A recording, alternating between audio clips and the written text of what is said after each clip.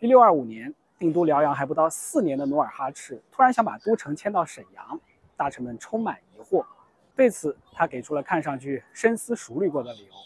沈阳四通八达之处，西征大明从多尔比渡辽河，路直且近，顺流而财物不可胜用。出游打猎，山径瘦多，且河中水足，亦可补取矣。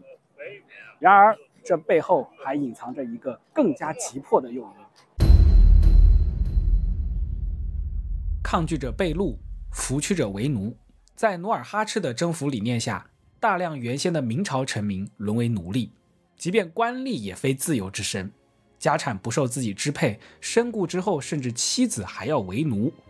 辽阳城里的百姓开始选择逃亡叛乱，要么就是奋起反抗，进行密集的投毒和暗杀。习惯战场上大开大合的努尔哈赤，面对身旁脚边连绵不绝的反抗，只能选择主动远离是非之地。而矛盾的缓解，则要等到下一位影响沈阳命运的统治者登场。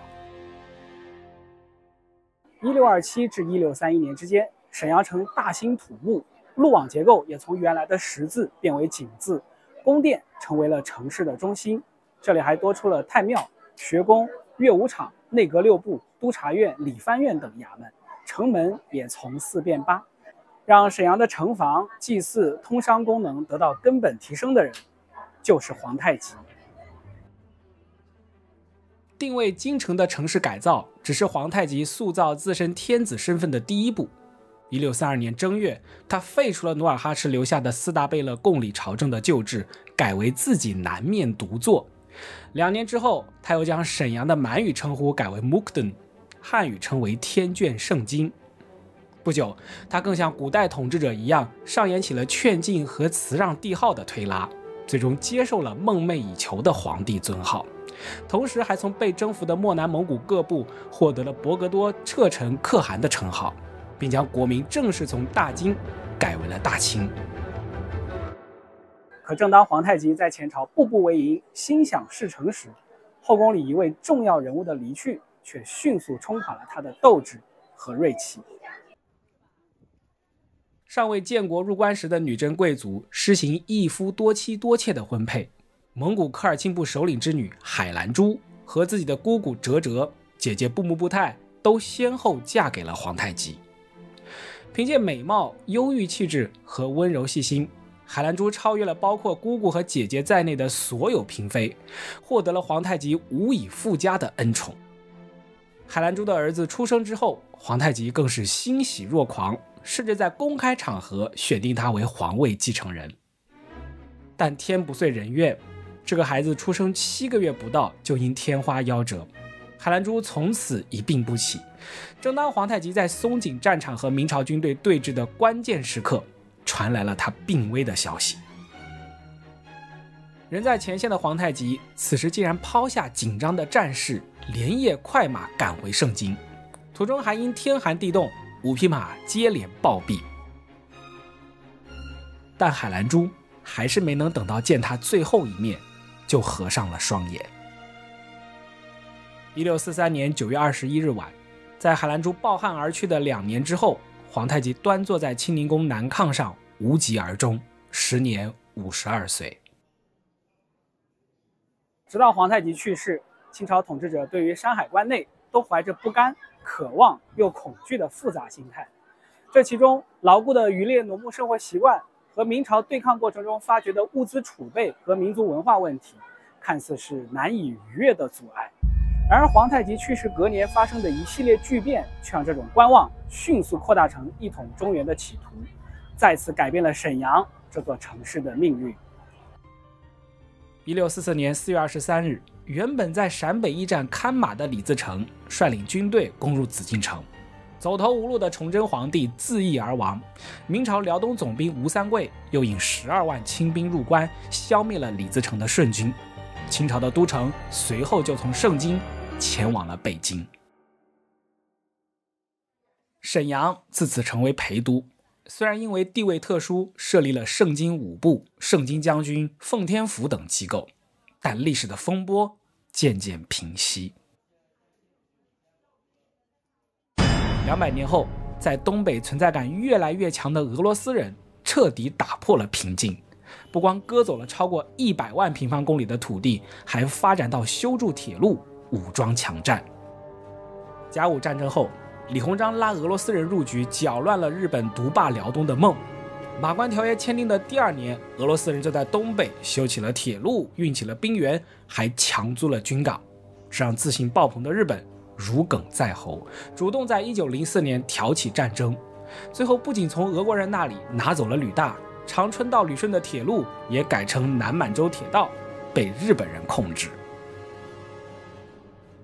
从俄罗斯人那里继承了铁路管理权、驻军权的日本人，对铁路附属地的经营时刻都在透露着明目张胆、图穷匕现的野心。中山路是今天沈阳最重要的交通主干道之一，连接了沈阳火车站和中山广场。回到100年前，这条路的名字叫做浪速通，连接的是奉天驿和浪速广场。灰绿穹顶、红色砖墙、精致线脚，南北配楼旁还有白色塔楼。屹立了114年的沈阳站，一眼看上去层次丰富，节奏跃动。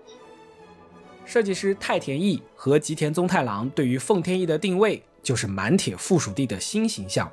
必须区隔于中国传统的青砖建筑立面。奉天驿建成后，日本人立刻加速新世界建设，以车站为中心，向东开辟了3条斜向干道，浪速通、千代田通和平安通，贯穿了整个附属地。此时，设计者之一的吉田宗太郎也离开满铁去美国留学。毕业之后，他还在沈阳留下了自己独立设计的建筑——浪速广场旁的大和旅馆，也就是今天中山广场旁的辽宁宾馆。中世纪古堡外观，洁白瓷砖罩面，巴洛克式塔楼。不同于奉天驿时的助手角色，这一次亲自主导设计的吉田，把哥伦比亚大学专业所学和纽约事务所积累的实务经验都汇集在了这栋建筑上。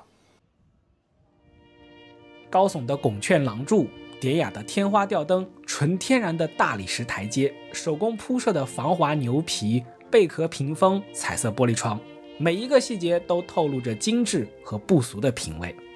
然而当年这种华贵之美下，暗藏的却是蛇蝎之毒。作为满铁的高档连锁宾馆，大和旅馆只有少佐以上的日本军官才有资格进入，本庄繁、石原莞尔是常客。日本关东军中的激进分子也时常在这里聚会，许多侵略中国的重大密谋都酝酿于此。放眼铁路附属地之内，除了满铁的各种设施和住宅，日本人还盖了医院、学校、神社，乃至火葬场和墓地，形成了独立的市政闭环。这无异于是一片殖民整个东北的实验田。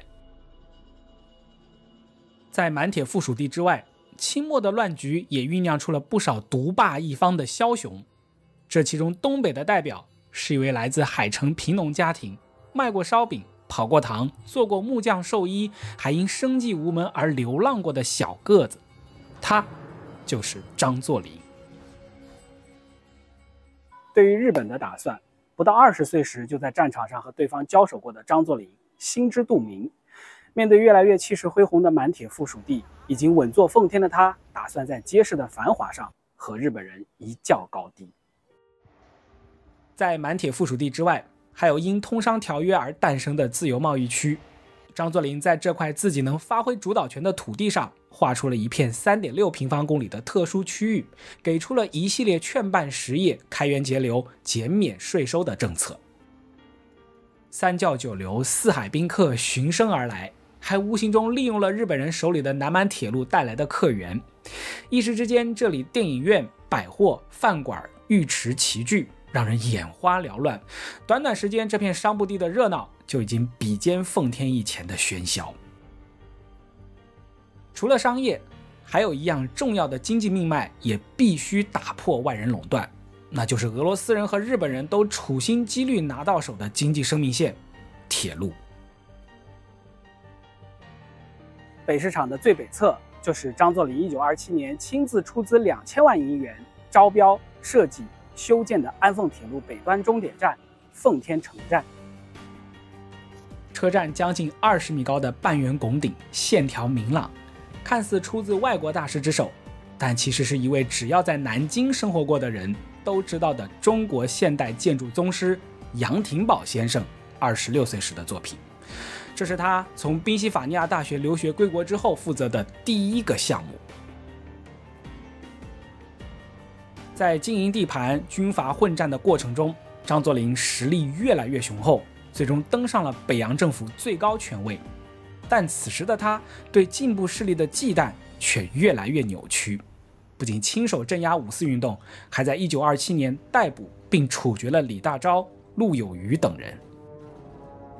但就算再凶狠，北洋政府已是强弩之末，越来越无力和北伐军对抗，他转而主张国内团结一致对抗日本，是不是绝境中的权宜之计，没人知道。这么多年对日本人若即若离又拉又打，却在此刻亮出底牌，无异于是在拿自己的生命在打死。张作霖的心思，日本人不会不知道。关东军敏锐地捕捉到了他由暗转明的威胁，以及利用价值的崩塌，最终决定迅速出手，让他彻底消失。可张学良并没有因为父亲被炸死改变心意，他直接换掉五色旗，彻底倒向了南京政府。关东军也没有善罢甘休，更凶恶的侵略计划正在快速推进中。3年后的9月18日，日本侵略者看准国民政府内斗激烈、江淮水灾、欧美大萧条的档口，在柳条湖炸毁了自己实控的铁路，直接嫁祸给中国军队，还没经过调查就立刻跨出满铁附属地，同时进攻东北3省。北大营是9月18日这天最先被日本炮击的中国军营。危急情势下，东北军多次向人在北平的张学良请示，可得到的命令全是万分容忍、不抵抗、不正面冲突这样的字眼。而此刻攘外必先安内的国民政府主席蒋介石，甚至把全部希望都寄托在外国干涉上。日本人用了1天不到的时间就占领沈阳，5个月不到的时间占领了东北全境，很快又扶植了傀儡溥仪。东北人民长达14年的深夜寒冬，在这一刻开始了。1945年抗战胜利后，国民政府接收了辽宁，但因为国民党行政团队能力不足，完全无法管理以沈阳为核心的工业城市群，导致原本繁荣的城市工人大量失业，商号破产，饿殍遍地，民怨沸腾。这种混乱直到1948年11月2日之后才有了根本改观。1956年，位于铁西区的沈阳铸造厂组建了全国第一个专业铸造企业，以此为契机，工人们从改善严重依赖经验和手工操作的工艺流程开始，提高生产效率，优化劳动环境。产品也从锅炉和暖气片迅速发展到面向重矿、机床、冶金、汽车、石化、基础件等众多行业。3线建设时期，沈阳铸造厂也积极支援陕西、甘肃等地的工厂，送人才、给设备、教技术，留下了不可磨灭的贡献印记。但这样雄厚的实力和成绩，在时代的洪流中却遇到了长期的转型困境。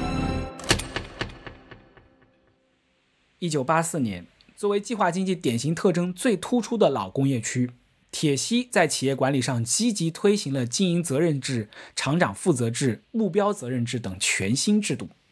但依然没能扭转大批企业倒闭的趋势，余波震荡了30多年。在今天的沈阳，你既能看到400年来各民族繁衍生息的文化印记交相辉映，又能感受层次鲜明的历史足迹环环相扣。盛京、奉天、沈阳，一座城市3个名字，不仅见证时代变换，更是每个历史起点完全不同的梦想与希望。这是一座充满潜力的城市，下一段精彩故事正在它真正的主人手中，在千千万万沈阳市民的手中。